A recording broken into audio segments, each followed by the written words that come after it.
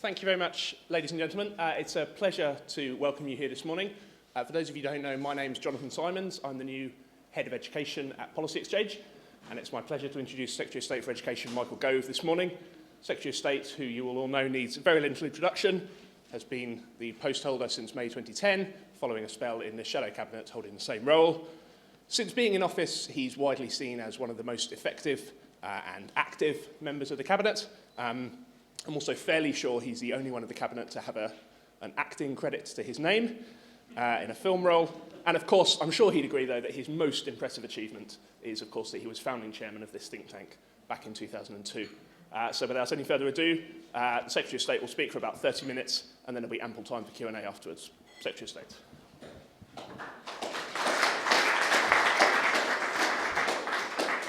Thank you very much, Jonathan. It's a pleasure to be back at Policy Exchange, and it's a pleasure to see this think tank flourishing. When I was the chairman, it was essentially a sort of non-league player. We were in the Vauxhall GM conference of think tanks. Now, it is a Premier League think tank, and Jonathan is the, I have to say, Gareth Bale of educational thinkers. Not overpriced, an amazing talent of whom we're going to hear more and more in the future. So it is a pleasure to be back. Above my desk at home, there's a simple slogan. If you can read this, thank a teacher. And I do.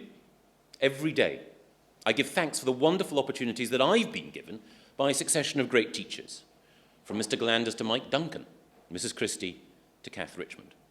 And every day I also give thanks for the amazing work being done by the teachers who are starting the new school year this week. I'm really lucky as Education Secretary because you've got the best generation of teachers ever in our classrooms, including the very best generation ever of young teachers, those who've entered our classrooms over the last few years. So whenever I can, I give thanks for their work, not just privately, but on any public platform I'm given, including this one. This government is determined to do all it can to support the teaching profession, because there's never been a more important time to be a teacher. They hold in their hands the success of our country and the well-being of its citizens. Teachers are the key to helping every child in this country to realize their full potential. Teachers are the most important fighters in the battle to make opportunity more equal. Teachers are the critical guardians of the intellectual life of this nation. Teachers give children the tools by which they can become authors of their own life story and builders of a better world. It's teachers, not poets, who are the unacknowledged legislators of mankind. And it's because the teaching profession is so crucial that our programme of education reform has been designed to empower teachers, to give them more freedom, more power, and more prestige. And I know that sometimes the speed with which I want to improve our schools, and occasionally the style with which I've made my case, have led some to argue that I am, implicitly or explicitly, seeking to criticise teachers. But nothing could be further from the truth. I want to defend teachers and teaching from the critics and cynics, because there are attacks directed at teaching, and I want to fight them. In too many ways, and by too many people, the importance of teaching is being denied. There are four principal attacks on the work that teachers do, which I want to anatomise today. The first attack holds that teaching is a depressing and demotivating activity and that the profession is suffering reputational decline. The second attack is a denial that teaching can make any real difference. The third attack is the sidelining of the teacher from the activity of learning. And the fourth attack comes from those who believe that teachers can't be trusted, that they need outsiders at every turn to monitor, police, and approve their activities. And I want to deal with each of those attacks in turn. Now, the first attack on teaching comes, perhaps surprisingly, perhaps unsurprisingly, from the leadership of the two biggest classroom unions. Chryst, the General Secretary of the NASUWT, has described teaching as a profession in crisis, in which morale is at rock bottom or an all-time low.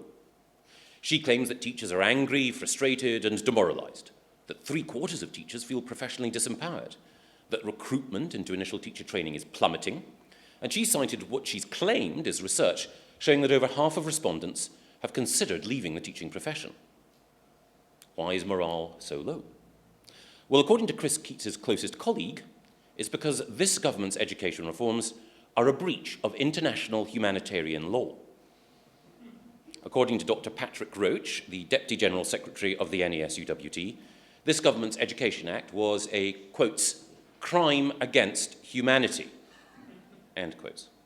It was, quotes, a smash and grab raid that will tear apart our schools and our communities, end quotes. Dr. Roach is not, however, alone in suggesting that government reforms constitute cruel and unusual punishments inflicted on suffering innocents. Martin Powell-Davis of the National Union of Teachers National Executive has claimed that our education reform plans will make teaching a, quotes, totally unbearable profession, end quotes. It really has come to something when it's the General Secretary of the NUT who ranks as a voice of moderation. But even though Christine Blower doesn't indulge in the hyperbole of others, she still presents teaching as a profession in the grip of some terrible malaise. She's argued that it's hardly surprising that some teachers are voting with their feet and leaving the profession. A combination of pension cuts, pay freezes, and an ever-increasing workload, and continual inspection and criticism from government at every turn will make retention of teachers increasingly difficult. And she's argued that those who do remain face, quotes, plummeting morale. Now, the picture these union leaders paint is of a profession which no one rational would want to join, a profession which is unattractive, unrewarding, unfulfilling. But the truth, however, is very different. Teaching as a profession has never been more attractive, more popular, or more rewarding. Take the figures cited by the NESUWT about teacher opinion.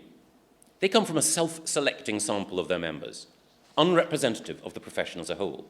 And despite their survey's annual claims, it's clearly not the case that more than half of the NESUWT's members are leaving the profession every year.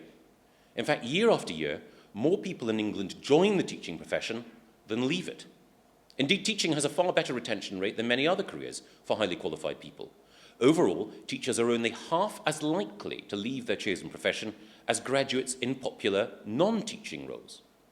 Indeed, the numbers who would recommend the profession are up. 98% of school leaders surveyed by the National College for Teaching and Leadership this year say that overall it's a great job. 91% said they would absolutely recommend the job to other staff. And the numbers who think the profession as a whole is rewarding are up. The teaching agency's annual survey of final year undergraduates at leading universities found that 86% thought that teaching is a rewarding career. 66% think teaching involves demanding work that has real status and kudos. 61% think teaching is a great career option for the long term. When asked to choose an adjective that best described their teaching career, the largest number of respondents said rewarding. And last year's survey found that 71% of undergraduates thought the image of teaching was improving, while 72% thought their friends and family would react positively to the idea of them becoming a teacher. And that's up 6% since 2010. So it's no surprise that the numbers of highly qualified people entering teaching are up. More than 7 out of 10 new teachers now have a first or upper second-class degree, the highest proportion ever recorded, an increase of 9 percentage points since 2010-11. Teach First, whose brilliant efforts in the classroom have been recorded today, of course, by Dr. Becky Allen of the IOE, has moved up to 3rd place in the ranking of the Times Top 100 Employers, its highest ever position, and its 1st place in the High Flyers research of 100 major graduate recruiters. According to the OECD, teachers in England are well paid, with annual salaries in England higher than the OECD average and higher than those in progressive Scandinavian nations, which I admire, like Finland, Norway, and Sweden. Teachers in England already progress up the pay scales twice as quickly as the OECD average. And our reforms to pay progression will mean that from this year, the best teachers will have the opportunity to access greater rewards even earlier in their careers. And school leaders are now free to reward their best teachers more than ever before, with more autonomy to attract, retain, and reward those teachers who have the greatest impact on their pupils' performance. Indeed, research from March this year found that 69% of career changers thought that teaching was a good career for them to consider, a rise of 5% in just 4 months. And 71% of students felt that teaching was a career for them to consider, a rise of 10% in just 4 months. I think that growing enthusiasm for teaching reflects the fact that opportunities for teachers are now greater than ever. There are opportunities as national, local, and specialist leaders of education, as leaders of academy chains, and work in teaching schools. There are opportunities to change lives as subject leaders, like Simon Mazumder at Altrincham Girls' Grammar School. He's the head of maths and a specialist leader of education who's currently doing brilliant work reshaping primary mathematics in collaboration with Manchester University. There are opportunities to become educational pioneers by opening free schools, which can reshape how we teach and how students learn. Educational innovation has a new generation of heroes and heroines in people like Peter Hyman and Ollie de Botton at School 21, in the team behind the Greenwich Free School, or in the inspirational classroom practitioner Mark Lehane, who's opened an academically ambitious new school in one of the most disadvantaged parts of Bedford. There are also new opportunities to shape the whole educational debate. In the past, the education debate has been dominated by university education academics, which is why so much of the research and evidence on how children actually learn has been so poor. Now, thankfully, teachers are taking control of their profession's intellectual life, taking the lead in pioneering educational research and creating a living evidence base. Later this week, on Saturday, the brilliant Tom Bennett, teacher, blogger, behaviour guru, and free thinker, is bringing together other teachers at the ResearchEd 2013 conference to debate how to use the most rigorous evidence to improve teaching itself. Some of the most impressive names in the profession, such as Tom Sherrington, Joe Kirby, and Daisy Christodoulou, will be speaking. Their initiative follows on from the groundbreaking work that we at the DFE commissioned from Dr. Ben Goldacre, the author of Bad Science, to help us understand how better use of evidence could improve teaching practice. His paper on building evidence into education generated a vast amount of enthusiastic debate and discussion among teachers when it was published in March this year, both on and offline. And his paper sits alongside fascinating research carried out by teaching schools, exciting schemes like the National College for Teaching and Leadership's Test and Learn programme, and the projects run by the Education Endowment Foundation, a new charity set up under this government working to ensure that children from all backgrounds can make the most of their talents. And speaking personally, I'm particularly encouraged by the work being done by teachers to shape new curricula using the freedoms enjoyed by academies. Caroline Nash, the inspirational sponsor of Pimlico Academy, has set up a wonderful new organisation, the Curriculum Centre, to help teachers develop challenging and aspirational, knowledge-rich programmes of study.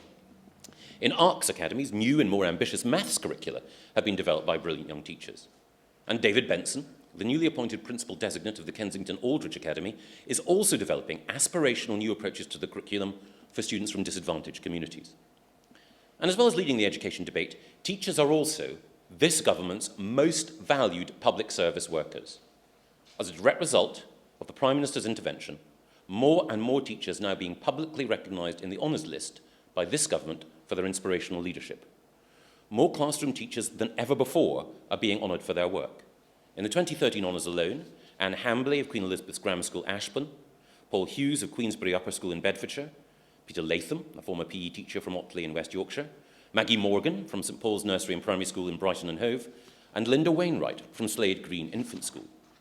10% of all the 2013 honours were awarded to people from the world of education. So, far from the picture drawn in such unremittingly bleak colours by the teaching unions, the reality of teaching in England today is that there's never been a better time to be a teacher. In fact, I couldn't put it any better than Gerard Kelly, the outgoing editor of the Bible of Teaching, the Times Educational Supplement, who wrote this in his valedictory editorial. Contrary to most reports, teaching in Britain has never been in better health. The quality of recruits is phenomenally high. Yes, that's true.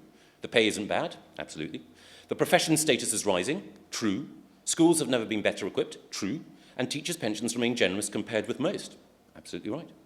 Students have never been more motivated and parents rarely so supportive.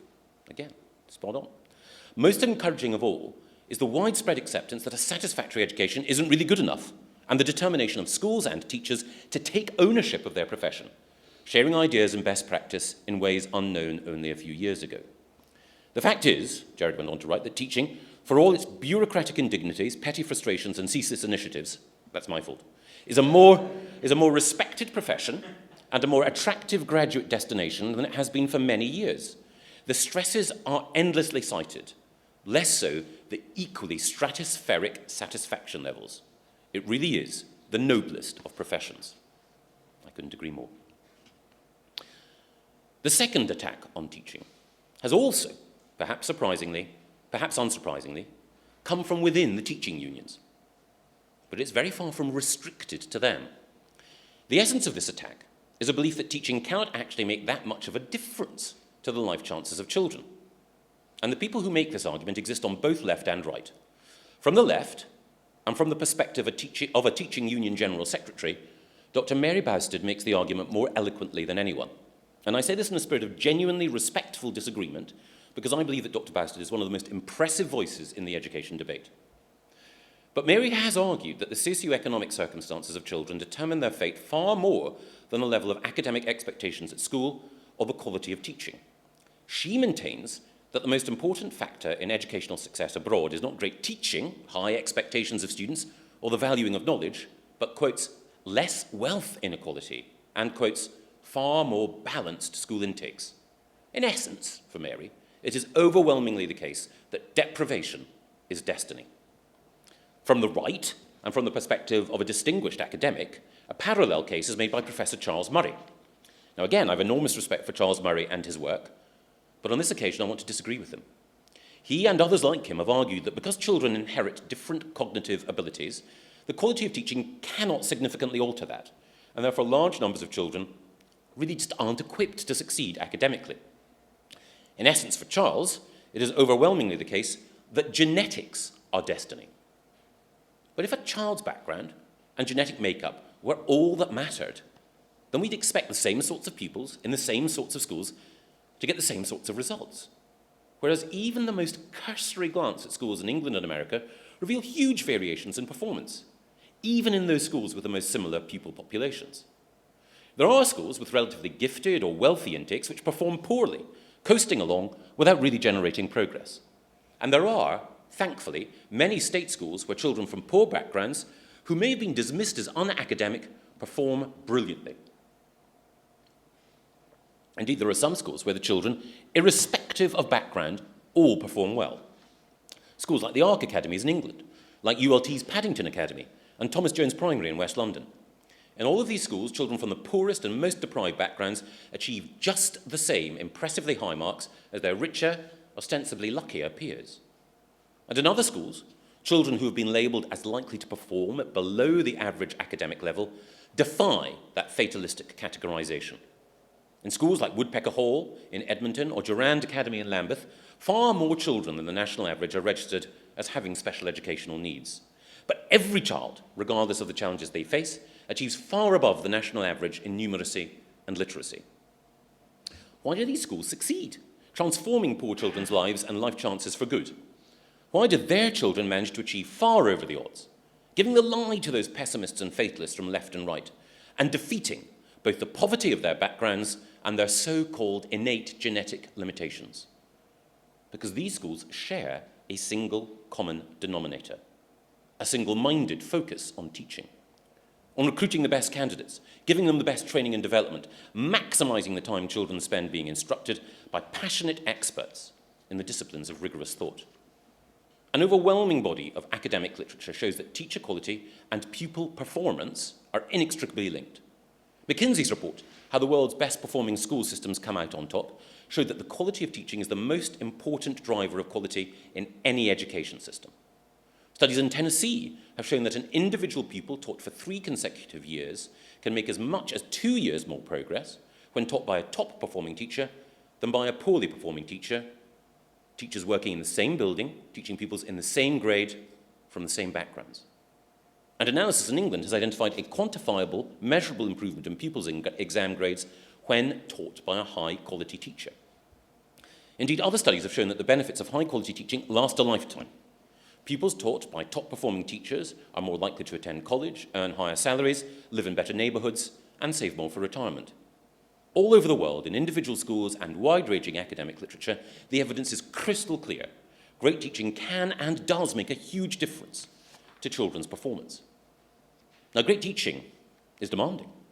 It involves empathy and energy, authority and resilience, detailed planning, and constant self-improvement. A great teacher has the ability to read a classroom, to understand its dynamics instantly. A great teacher shows inspirational leadership, and he's capable, or she is capable, of exciting and motivating pupils to help them to achieve their full potential. But common to all the great teachers I know is, above all, a love of children and a love of knowledge. And that really shouldn't be surprising, because the very best academic research also proves the vital importance of an education which is knowledge-rich. And this concept, dear to my heart, is, however, undermined by the third attack on teaching. Now, this attack is an old one, as old as Rousseau, in fact. This attack is the belief that education should not be an activity in which the teacher imparts knowledge to the child, but a pursuit by the child of whatever it may find interesting. In his book, Émile, Rousseau wrote, "Let a child know nothing because you've told him, but because he has learnt it for himself. If ever you substitute authority for reason, he will cease to reason. He will be a mere plaything of other people's thoughts." And various so-called progressive thinkers have subsequently taken up the same position. As David Green of Civitas has pointed out, these have included continually influential writers like Ivan Illich, whose book Deschooling Society in 1971 complained that real learning is not the result of instruction. Most learning requires no teacher. To people like Carl Rogers, the author of Freedom to Learn, who claimed that teaching was, quote, based upon a distrust of the student. The attitude of teachers was, don't trust him to follow his own leads, guide him, tell him what to do, tell him what he should think, tell him what he should learn. And there have been other thinkers like Paulo Freire, who've also been influential, who've taken the same view. Now, I believe that these arguments have been pernicious, particularly in crucial areas like the teaching of reading, for example, where research has consistently and comprehensively shown, both in this country and around the world, that systematic phonic instruction by a teacher is the most effective and successful way of teaching children to read. But ideologues have long argued against phonics and indeed direct instruction overall, always claiming, Rousseau style, that children should be allowed to discover letters and words for themselves. This mindset, which holds that direct instruction, what you and I would call teaching, is harmful to children's creativity and curiosity, is very far from new in the educational debate in this country. From the Haddo Report of 1933, which stated that the child should begin to learn the 3 R's when he wants to do so, to the Plowden Report of 1967, which declared that the skills of reading and writing can best be taught when the need for them is evident to children, and the Bullock Report of 1979, which stated, we do not suggest that the children of any age should be subject to a rigorous and systematic training program, we can see that the doyens of the educational establishment have actually been conspiring against teachers. Again and again in this country and abroad, educational thinkers who've called themselves progressive, but who are anything but, have converged on the belief that the importance of teaching should be downgraded. These theorists have consistently argued for ways of organizing classrooms and classroom activity which reduce the teacher's central role in education. All too often we've seen an overemphasis on group work in practice, children chatting to each other, in the belief that it is a more productive way to acquire knowledge than actually attending to an expert. Although, as the great Texan President Lyndon B. Johnson said, you aren't learning anything when you're talking. Some schools have been pressured to fit in with prevailing doctrines, even against their own instincts. Some nurseries and schools in Kent, for example, reported to us that they were told to remove tables and chairs from their classrooms, were told that they were not allowed to keep children sitting still for longer than 1 minute for every year of their lives, not even during registration or when listening to a story. And these same schools were told that children were not allowed to tidy up or to be asked to put their coats on in case it interrupted child-initiated play. It's not just group work. Almost any activity which is not direct instruction has been lauded by the so-called progressives, while direct instruction has been held up to criticism and ridicule. In her fantastic book, 7 Myths About Education, Daisy Christodoulou recalls her own teacher training when she was told that she talked too much in lesson practice. And in a bizarre inversion of LBJ's wisdom, she was told that when she was talking, the teacher, the pupils weren't learning. So what happens in classrooms when teaching like that is marginalized? Well, history teacher Matthew Hunter records on his blog a series of lessons aimed at history students between the ages of 11 to 16 that he'd encountered. They included studying the Battle of Hastings by reenacting it on a field with softballs, spending 3 lessons making castles out of cardboard boxes, making plasticine models to represent Hitler's main aims as Führer, and recreating life on a slave ship by making pupils gather under their desks.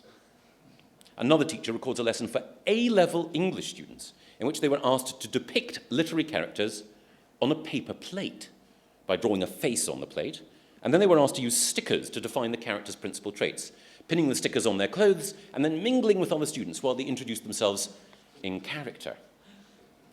Allied to these teaching methods, which have nothing to do with passing on knowledge, there's also been an emphasis on teachers having to put their own learning aside so that work is relevant to the students.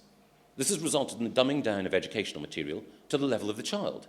So we have GCSE English papers that ask students about Tiny Temper or Simon Cowell, rather than encouraging the child to thirst after the knowledge of the teacher. I think we need to move away from these approaches to education. I would call them pedagogies, but they don't actually leave much place for the pedagogue, towards an education system which believes right from the early years in the importance of teaching. Because schools are above all academic institutions. We need teachers to actively pass on knowledge, organized in academic disciplines such as physics and history, to introduce children to precisely those areas of human thought and achievement which they are most unlikely to discover or understand on their own. Children naturally learn to talk. Don't I know it? They do not naturally learn to read or to play the violin or to carry out long division. Indeed, the most impressive scientific evidence on how children learn, from experts like Paul Kirshner, Richard E. Clarke, and John Sweller, all point towards the importance of direct instruction. Their work on, quotes, why minimally guided teaching techniques do not work is hugely powerful. And their thinking is reinforced by contemporary advocacy from the very best teachers at the sharp end, like Daisy Christodoulou. In her 7 Myths About Education, she points out that learning depends on teachers passing on key building blocks of knowledge to students so that they become lodged firmly in the memory. And using an instant recall of, for example, times tables means that the student is then able to tackle long multiplication. And although the work may initially be hard, it brings its own special rewards. It's only after building fluency in scales that musicians can play a sonata or a concerto. It's only after learning how letters on the page correspond to sounds and words that children can discover the magic and the mystery of English literature. It's Daniel Willingham's research in cognitive science which has also influenced me in this direction, because he's provided compelling evidence that a traditional knowledge-rich curriculum is the key to educational success. As he's written, knowledge does much more than just help students hone their thinking skills. It actually makes learning easier. Knowledge is not only cumulative, it grows exponentially. Those with a rich base of factual knowledge find it easier to learn more. The rich get richer. In addition, factual knowledge enhances cognitive processes like problem solving and reasoning.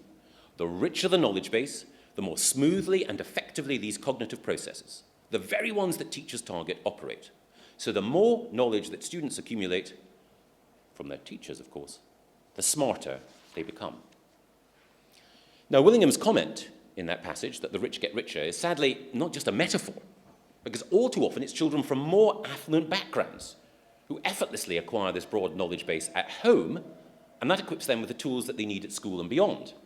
It's those from less privileged backgrounds who miss out if they don't get great teaching. The educationalist E.D. Hurst has proved this phenomenon beyond any doubt. His research has demonstrated that students with a higher level of background knowledge are able to understand and analyze complex texts much better than their peers without that knowledge, who of course tend to come from poorer and less privileged backgrounds. As he wrote, African American students at a community college could read just as well as university students when the topic was roommates or car traffic, but they could not read passages about, in this case, Lee's surrender to Grant, a pivotal battle in the American Civil War. They had not been taught the various things they needed to know in order to understand ordinary texts addressed to a general audience. This, then, is the perverse result of the so-called progressive denigration of knowledge. It holds poorer children back. Hurst quotes Gramsci, who put it best. The most paradoxical aspect of it all is that this new type of progressive education, which is advocated as being democratic, in fact is destined not merely to perpetuate social differences, but to crystallize them in Chinese complexity. Progressive teaching is regressive politics. In short, actually I should say progressive education because it doesn't involve teaching.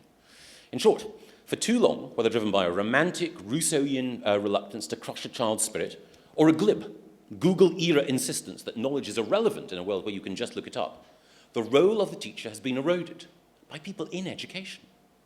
That is why it is so encouraging that a growing number of teachers, indeed the most popular teachers on the web, like the blogger Andrew Old, whose blog has received more than 600,000 unique visits, Tom Bennett, with almost 8,500 followers on Twitter, and Joe Kirby, with almost 2,000, are all arguing for a restoration of knowledge and direct instruction.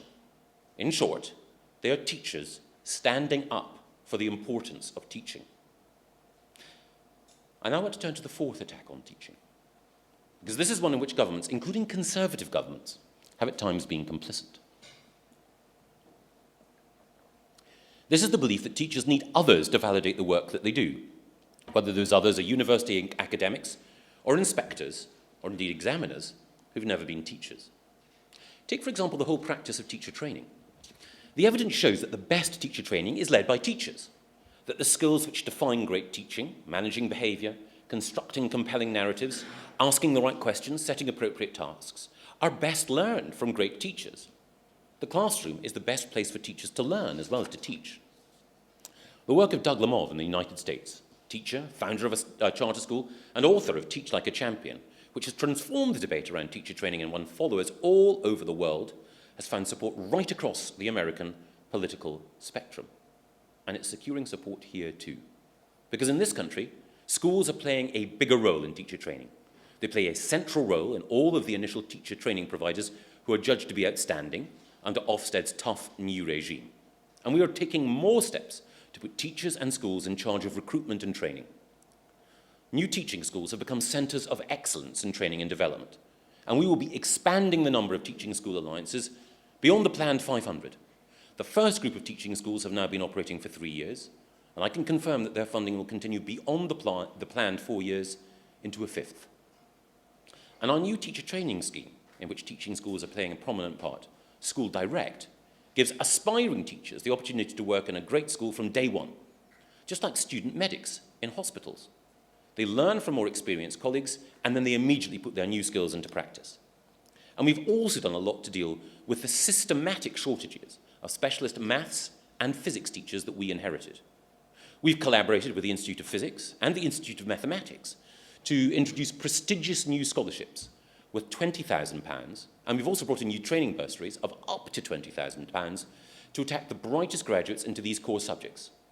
And of course, there is more for those teachers if the good trainees go to schools with a high proportion of pupils who are eligible for free school meals, so that the most highly qualified teachers are teaching the most disadvantaged students. But I recognise that we need to go even further. So we'll soon be announcing even greater incentives in shortage subjects, where recruitment has historically been most difficult. And we will do even more to encourage would-be teachers to study maths and physics at A level and beyond.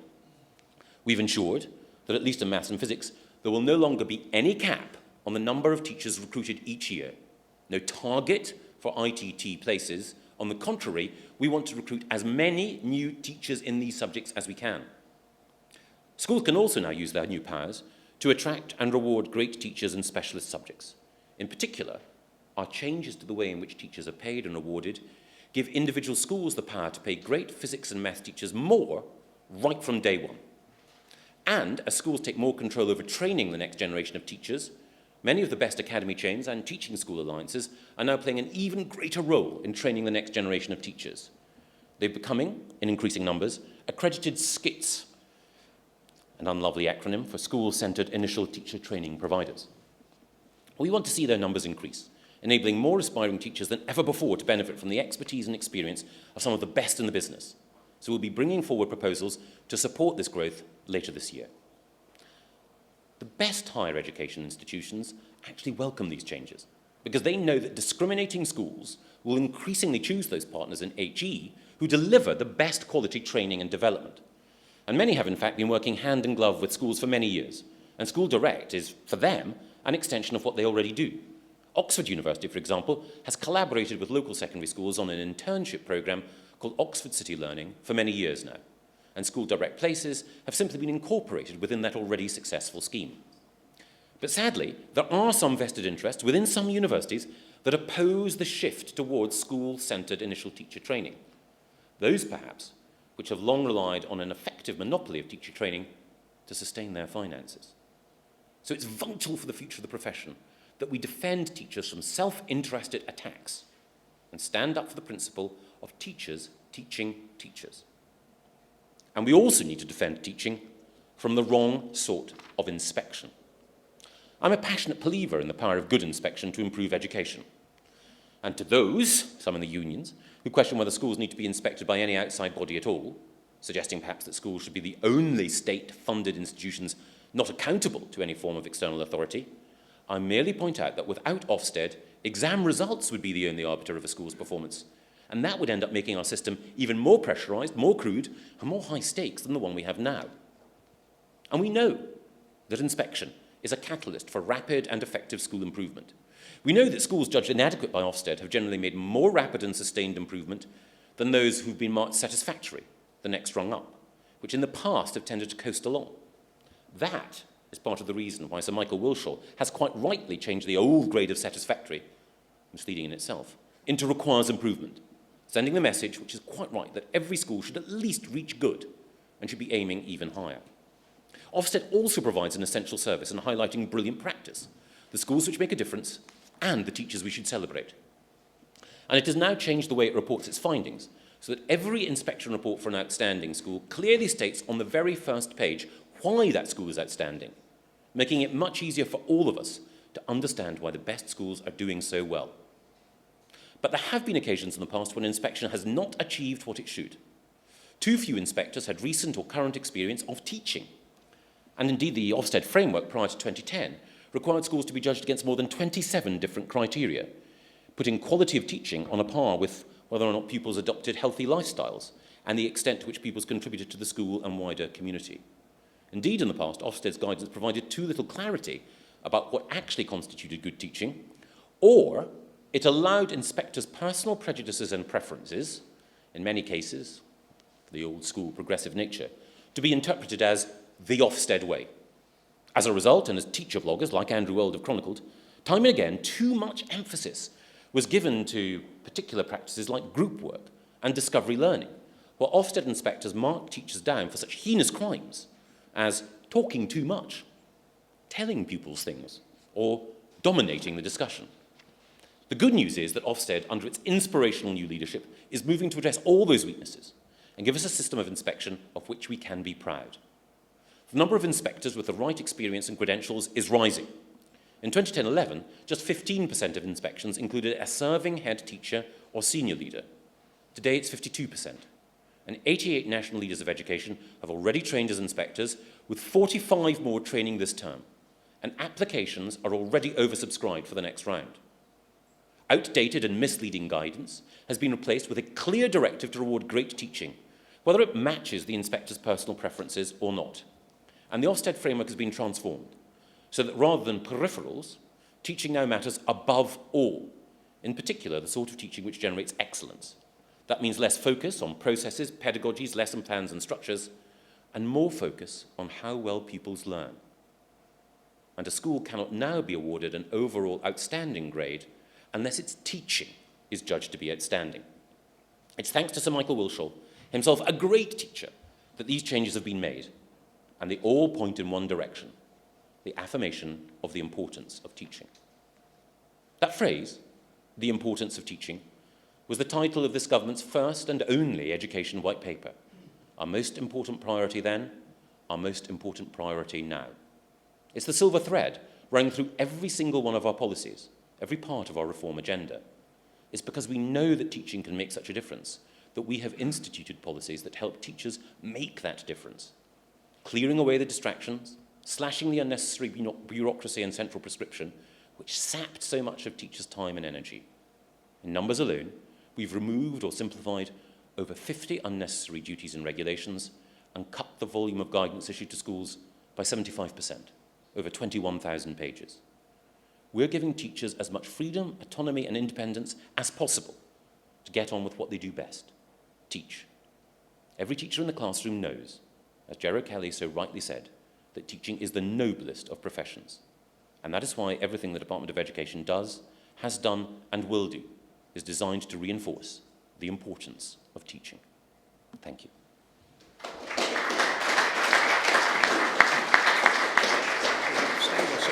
I'll stand up. Thank you very much indeed. Did you get some water? Thank you very much indeed to the Secretary of State. We have time for some questions and answers now. There's a microphone roving around. Can I ask you to state your name and your organisation please, when you ask a question. And please, if we can have brief questions rather than long speeches so more people can get a chance, that'd be fantastic. Yes, please. Thank you. Is this working? Can you hear me? My name is Paul Chryst. I'm from the Centre for the Use of Research and Evidence in Education. And I'm lucky enough to be one of the organisations that's helping deliver the Teach and Learn research programme that you were talking about earlier, Secretary of State. I understand that in order to make for the rhetorical argument, you have to make the polarities that you were describing. Curie has spent 15 years interrogating the evidence base, both of teachers' own evidence from research and from published international work. And I would say that some of the targets that you chose there actually have a very solid evidence base. For instance, the value of group work is very substantially established in the evidence. However, what I really wanted to say was the Teach and Learn randomised control trial programme is going to be, as I understand it, the largest ever such programme in education in the world. So if it succeeds, it will be an impressive beast. And we've been designing this with Durham University. The question I have for you, though, Secretary of State, and I'm sorry for the time it's taken me to get there, is that I understand what the research benefits of this programme might be. I also understand what the educational, the practitioner benefits might be. I wonder if you could help me understand what you believe the policy benefits of the programme might be. Thank you. I think the policy benefits are simple. I think that the more the debate about education is informed by rigorous evidence, the stronger the ground on which policymakers stand. And of course, there will be some questions where policymakers will say, there's a strong body of evidence, but it can't decide every issue for us. There is an area which is quite rightly there for political judgment, for accountable politicians who can either be reconfirmed or dismissed from office. But the debate is better informed if we know that, for example, there are some things, like some of the theories that have grown up and become fashionable in the past, like the idea that there are different types of learners, kinesthetic learners and so on, has been broadly discredited. And that's a good thing. And the fact that we have randomised control trials, what we use in medicine in order to discern the efficacy of a particular product, the fact that we're going to have those increasingly in teaching, I think, will help. The work of people like John Hattie, for example, has also shown us by synthesising all the existing research about what works in the classroom, that it is feedback and direct instruction which more often than not is critical to success. And the work of people like Willingham has looked at what's been happening in the brain and how knowledge accumulation helps. So, of course, there will always be room for debate, different perspectives and different emphasis. But one of the things that I wanted to argue for today, and I believe that the evidence will help inform, is recognising that teaching practice is like medicine, a highly skilled craft which relies on intellectual analysis and gifted individuals to be able to make a dramatic difference to the life of children. And the more evidence we have, then the more we can help those children who are our first concern.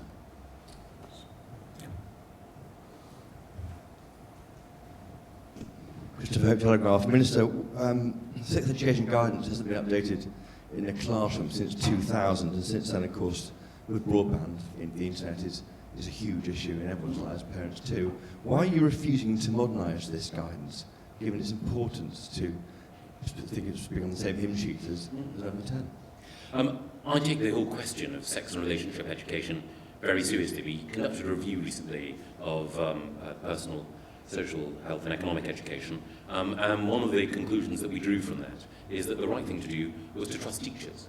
As soon as you create a new set of guidance to respond to what are new and challenging circumstances, there's a risk that you crystallise something which new technology or changing social mores will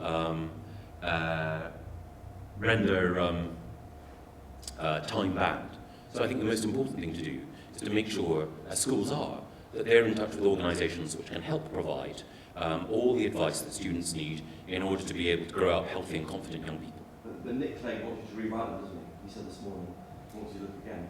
He named you saying you refused to do it, he wants you to change it. Well, where did Nick say that? On the radio this morning. I didn't hear Nick on the radio. What do you agree with him? Well, I agree.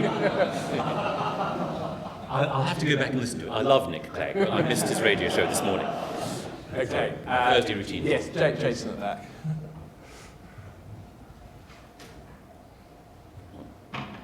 Hi, my name's Jason Arthur from Teach First. A point and then a question. So it felt as though during your speech there was a tension between talking about, obviously, the autonomy of teachers and trusting teachers, whilst also spending a lot of time dismissing certain practices of teachers which you think are ineffective.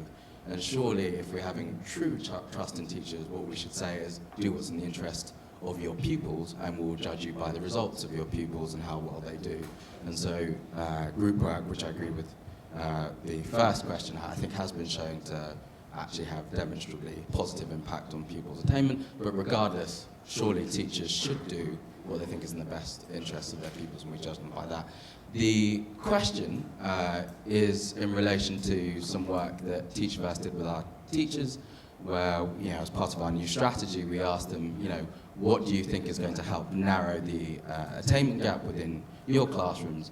And many of them obviously talked about the importance of what happens within their classroom and empowering them to be able to really make an impact there. But they also talked about the negative impact of some of the socio-economic factors that actually lead to many of their pupils being quite distressed and unable to learn. So what are you doing to support teachers, not only to be able to support the academic progress through teaching practice, but also deal with some of the pastoral issues which many of our pupils in some of the most challenging schools are facing? Two very good points. The first point, the argument that there's a tension between celebrating autonomy and then prescribing practice. What I've sought to do in the speech is to point out that actually in the past, you had a double assault. You had an assault whereby particular pedagogies, like an assistance on group work, were foisted onto teachers, and that those pedagogies actually undermine the role of the teacher. A confident teacher should use a range of techniques with which he or she believes a class's attention can be held, they can be inspired, they can make progress. And of course it's for the teacher to do so. But one of the things which I think needed public affirmation, and certainly the research points in favour of it, is the importance of direct instruction. And that in the debate has been, in the public debate, often been marginalised, and I wanted to put it right back where it belongs. The gifted teacher making a difference using their knowledge. On your second point, I absolutely agree. I think there are two things to say. The first is that we should never make the socioeconomic background of any child an excuse for underperformance. That's the soft bigotry of low expectations. But at the same time, you can't ignore the fact that it generates an extra challenge. So, on the one hand, we've given schools extra money through the pupil premium to reflect that. And we use free school meal eligibility as a proxy for disadvantage. It's not perfect, but it works. And that money can be used not just to hire and to reward good teachers, but also to provide, and it does provide in some schools, the right sort of additional pastoral support, people who can work with families in order to make sure that they're doing the right thing for their children. There are other activities which schools can help provide, everything from the longer hours, which academies and preschools are, in many cases, embracing, through to the quality of food, to ensure that children who often come from chaotic or disadvantaged homes get a decent breakfast and a good lunch. The school food plan, which Henry Dimbleby and John Vincent launched under our sponsorship, points exactly in that direction. There are other changes which my colleague Ian Duncan-Smith is making to the welfare system in order to target support on those who need it most. And it's also the case that there are some changes I'm making to the work that social workers do and to child protection in order to ensure that the most vulnerable children are not in homes where their needs are neglected. One final and perhaps often overlooked point. My colleague Nicholas Bowles is making changes to the planning regime which attracted the attention of not least the Daily Telegraph. But these are changes which are social justice changes. Virginia Woolf wrote about a room of one's own, and the fact that throughout history women often didn't have the chance to fulfil their creativity because they did not have a room of their own in which to write. There are children who don't have, poorer children who don't have rooms of their own in which to do their homework, in which to read, in which to achieve their full potential. Nick Bowles' planning reforms will make it easier for more homes of a larger size to be built for children. And that's why when people oppose these planning reforms, I think they're actually standing in the way of helping our children to grow tall. Yes,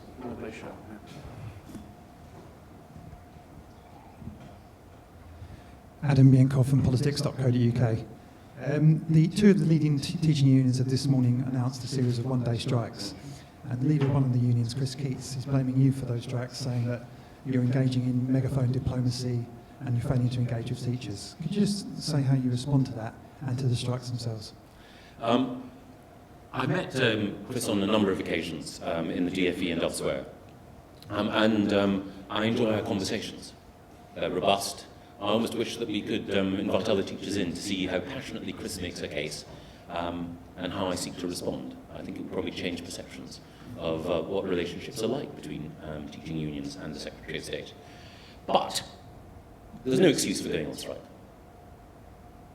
What is the complaint that teachers have? That their pensions are poor? Well, as has been pointed out by Jared Kelly, it's the case that teachers, even after the recent pension changes, have better pensions than the majority of people in the public and private sector. Pay, as I pointed out, there are new pay freedoms, which will mean that good teachers can be rewarded more. Professional autonomy, as I pointed out, greater than ever before. Too much regulation, as I pointed out, changing. Unfair inspection, as I pointed out, changing. Unfair assessment criteria, as I pointed out, changing. I fear the reason is that there are people in the executive and leadership of teaching unions who are on, for, I don't know, ideological reasons, whatever, on some sort of kick.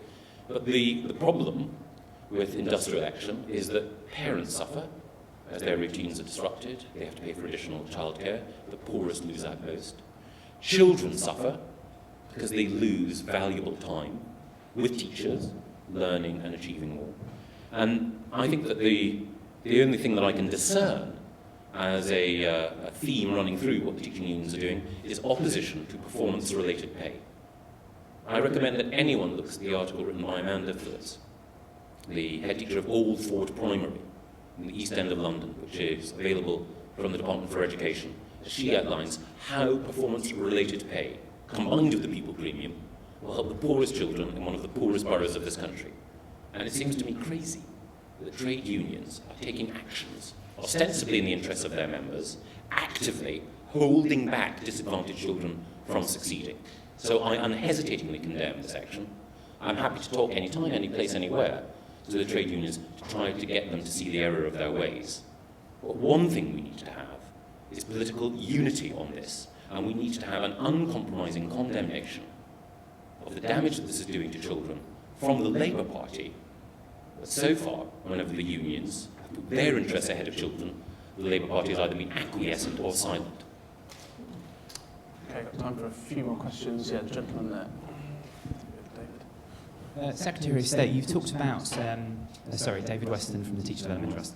You've talked about how you're giving schools autonomy, and by doing that, it's going to raise standards. Some of the work we've been doing shows that many teachers aren't necessarily the recipients of the same autonomy. They're still being told what to do, how to do it, being sent on courses, rather than being allowed to collaboratively develop their own practice in the way that we're hoping schools will do. What are you and the department doing to try and ensure that teachers are able to professionally develop themselves using high-quality evidence-based approaches? Well, you're absolutely right, and I think that it's sometimes the case you will have one or two weaker senior leadership teams who fear that the only way in which they will pass the next Ofsted is by prescribing a particular form of teaching. The speech today is a way of speaking over the heads of some of those to say to teachers, I want you to increasingly take control of your profession and your practice. And there are a growing number of teachers on the blogosphere through the facilities that the Times Education Supplement allows for the sharing of good practice, who are collaborating more energetically. There is also a growing interest, not started by us, but I hope facilitated by us in the work that I alluded to earlier, that Ben Goldacre has done, in helping to encourage the development of this evidence base.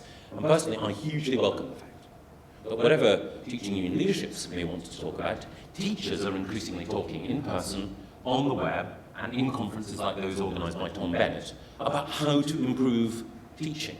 And I find that fascinating. I want to play a part in that debate, but I also want to see that debate increasingly owned and controlled by teachers. And the fact, as I mentioned right at the beginning of my speech, that we have the best generation of teachers ever, the fact that there are so many high-quality people entering the profession means that it's become an increasingly exciting place to become involved in that debate. And I'd like to say to every undergraduate or graduate who's thinking about what they want to do with their life, that there is nowhere where you can make a bigger difference than being a teacher. And also there's no job where the combination of the, as Jared Kelly put it, the stratospheric satisfaction of getting things right, but also the intellectual fun of working out how the brain works, how humans interact, how you can make a difference to someone's life. There's nowhere else that's as interesting as that, which is why I find, even if I'm on the wrong side of the debate sometimes, it's such a exciting place to be. Do we have time for a couple more? Yes, absolutely.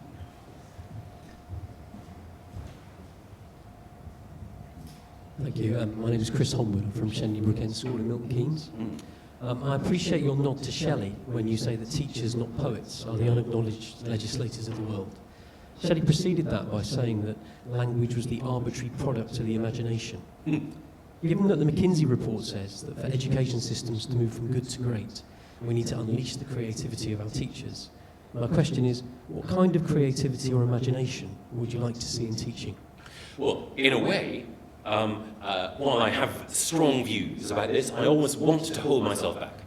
Because I think that no matter how brilliant the Secretary of State's advisors are, and I'm very lucky to have some of the most brilliant advisors in the world, we can't, in sanctuary buildings, develop exactly what the spark will be that will transform a child's life. That comes through practitioners sharing their wisdom and guidance, through looking at what great teachers do, studying the work of people like Doug Lemov, and then innovating as well. I think the most powerful thing that I can say is that the work of academics who genuinely understand how the brain works, people like Dan Willingham, reinforce the fact that if teachers construct compelling narratives, then through direct instruction, done in the right way, with the right subspecial, the right involvement of every student, then they can achieve amazing things. But I would not want to limit the spirit of innovation in the teaching profession. I merely want to guide people towards what the evidence says and encourage them to be creative. And final question. Yes, Greg. Thank you. Greg Hurst from The Times. How would you describe the mood or morale of the teaching profession? I think it's never been better. I think that the impression that I have, not just from what Jared Kelly has written, but from the objective evidence. Everything he writes is objective. But from the objective evidence of the polls that I cited, show that. There has never been a better time to be a teacher. It's an incredibly exciting and rewarding profession. Of course, during a time of economic toughness, people in the public sector and people in the private sector face challenges. And I sympathise with those, and that's why I fought so hard with the Treasury in order to secure that we could ring-fence the budget for education, and indeed to ensure that we got a decent pension deal for teachers as well. So, of course, again, as the TES wrote, there will be, I'll quote again, occasional moments when things are frustrating for teachers, as they are for all professionals. But I have to say that there's never been a better time to be a teacher. And when I visit the good and outstanding schools that are making a huge difference, I'm just bowled over by the enthusiasm of the young people who work in them. I think that seems a suitably optimistic note on which to leave it. To say thank you very much to the Secretary of State for his time this morning. Thank you.